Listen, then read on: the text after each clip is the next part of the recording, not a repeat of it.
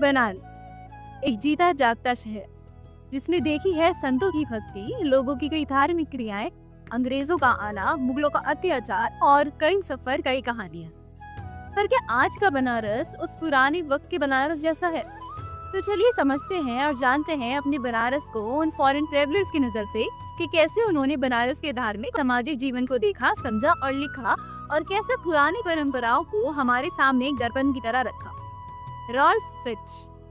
First English visitor in Banaras, जो हमें लेकर चलते हैं 1500s के बनारस में करीब 1583 टू 84 के आसपास, और उस वक्त वो बनारस को बताते हैं हिंदुओं का पवित्र तीर्थ स्थल।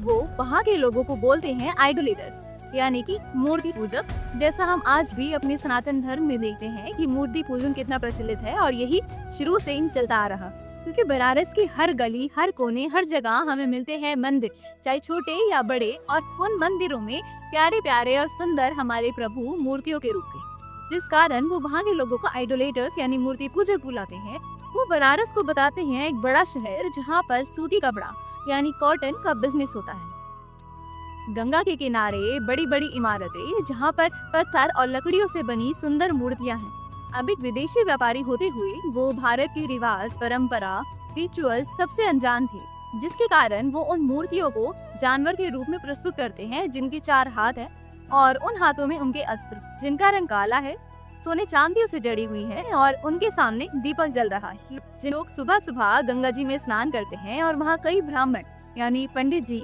मिट्टी के चबूतरों पर बैठकर पूजा करते हैं, जिसमें वो लोगों को कुशा घास के कुछ पत्ते देते हैं, जिन्हें उंगलियों में डालकर गंगा जी में खड़ा होना होता है या उसको अर्पित करना होता है। लोग उन्हें चावल, दान और पैसे देते हैं, बिल्कुल वही मंत्र और यज्ञ क्रिया जो आज हम देखते हैं। अच्छा, हमें उस समय की एक क्रिया और पता चलती है